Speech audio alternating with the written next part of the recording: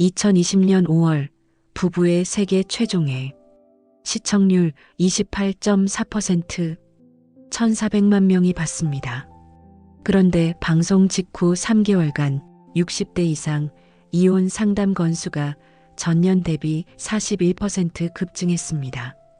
탐정사무소 의뢰는 73% 폭증. 드라마 하나가 정말로 가정을 무너뜨릴 수 있습니까? 제가 1편에서 인터뷰한 60대 여성 50명 기억하십니까? 그중 38명이 부부의 세계를 정주행했습니다.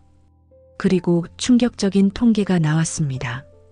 드라마 본 후 남편에 대한 원망이 커졌다 31명. 나도 김희애처럼 사랑받고 싶다 27명. 남편 핸드폰을 확인하기 시작했다 19명. 탐정사무소 알아봤다 7명. 62세 박모 씨의 고백입니다. 김희애를 보면서 생각했어요. 나도 저렇게 사랑받고 싶다. 우리 남편은 30년 동안 나한테 한 번도 그렇게 눈빛으로 쳐다본 적이 없어요. 박혜준이 김희애한테 하는 말들. 여보 사랑해, 보고 싶어? 우리 남편은 그런 말 한 번도 안 했어요. 드라마가 뭘 했습니까? 불륜을 보여준 게 아닙니다. 당신도 아직 여자입니다. 당신도 사랑받을 자격이 있습니다. 이렇게 속삭인 겁니다. 그런데 이게 처음입니까? 1954년 소설 자유부인이 나왔을 때 온 나라가 발칵 뒤집혔습니다. 가정에 지친 아내 오선영이 새로운 사랑을 찾아 나서는 이야기. 당시 사람들은 뭐라고 했습니까? 말도 안 되는 소리다. 그런 여자가 어디 있냐 그랬습니다. 70년이 지났습니다. 그 소설 속 오선영, 지금 여러분 옆에 있습니다. 제가 만난 65세 최모 씨의 증언입니다. 어렸을 때 어머니가 자유부인 읽고 혼났던 거 기억나요? 할머니가 그 책 찢어버리면서 그랬대요. 이런 더러운 책 읽으면 안 된다고. 그런데 지금 제가 그 오선영이 됐어요. 소설 속에서 오선영이 한 말 그대로예요. 외로웠어요. 남편이 나를 여자로 안 봤어요. 그냥 애 엄마 밥하는 사람으로만 봤어요. 70년 전 소설 한 줄이 2024년에 그대로 반복되고 있습니다. 문학이 미래를 예언한 게 아닙니다. 70년 동안 우리가 아무것도 안 바꾼 겁니다. 부부의 세계가 특별했던 이유가 뭡니까? 매뉴얼을 제공했다는 겁니다. 어떻게 시작되는지, 어떻게 숨기는지, 어떻게 들키는지, 들킨 후 어떻게 복수하는지. 16부작 동안 완벽한 설명서였습니다. 67세 장모 씨, 남성의 고백입니다. 드라마 보면서 저도 모르게 메모했습니다. 핸드폰 비밀번호 바꾸기, 위치 공유 끄기, 카톡 알림 끄기. 아직 아무 일도 없었는데 말이죠. 그런데 제일 무서운 건 이겁니다. 드라마는 김희애한테 복수할 기회를 줬습니다. 새 출발도 하고 멋있게 일어서고 16부작 끝나니까 해피엔딩처럼 보였습니다. 그래서 시청자들은 생각합니다. 나도 용기만 내면 김희애처럼 될 수 있다. 하지만 현실은 어떻습니까? 제가 만난 68세 여성, 불륜 후 이혼했습니다. 드라마에서는 김희애가 다시 일어섰잖아요. 멋있게. 나도 그럴 줄 알았어요. 근데 현실은요? 동네 슈퍼 가면 수군거려요. 저 나이에 이혼했대.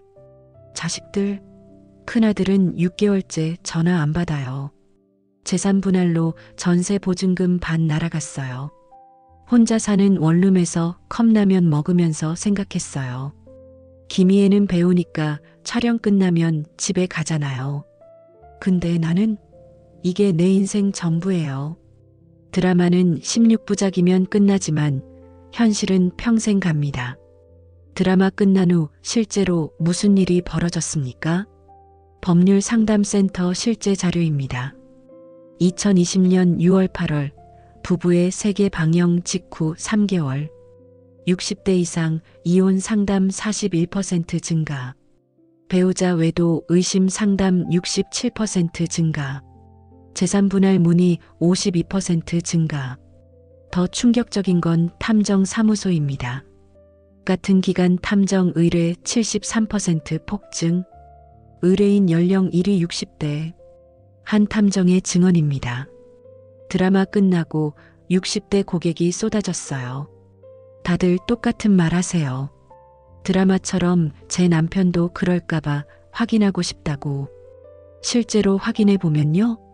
10건 중 3건은 실제 외도가 있었어요. 나머지 7건은 의심만 있었고요. 그런데 문제는 뭔지 아십니까? 그 7건의 부부도 결국 이혼하거나 별거했어요. 의심이 신뢰를 깨뜨린 거예요.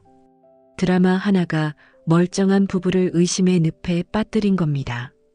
45세 김모 씨, 아들의 증언입니다.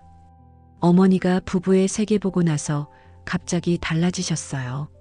아버지한테 매일 추궁하기 시작했어요. 어디 갔다 왔어? 누구 만났어? 아버지는 평생 성실하게 사신 분이에요. 정년까지 한 직장, 한 번도 바람 안 피우셨어요.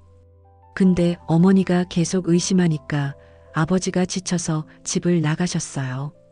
외도에서 나간 게 아니에요. 의심 때문에 나가신 거예요. 지금 어머니는 혼자 사세요. 제 전화도 안 받으세요. 내가 옳았다. 아버지가 수상했다. 그러세요. 또 다른 52세 이모 씨, 딸의 이야기입니다. 아버지가 부부의 세계 보고 나서 갑자기 헬스장 다니기 시작하셨어요. 옷도 새로 사시고 머리도 염색하시고 처음엔 건강 챙기시나 보다 했어요. 그런데 알고 보니 등산 모임에서 만난 여자분이 있으셨어요. 아버지가 그러시더라고요. 드라마 보면서 생각했대요. 나도 저렇게 한 번쯤 사랑받아봤으면. 70평생 성실하게 사신 분이 이 드라마 하나 보고 인생을 던지신 거예요. 우리 가족은 이제 명절도 따로 보냅니다. 부부의 세계가 보여준 것.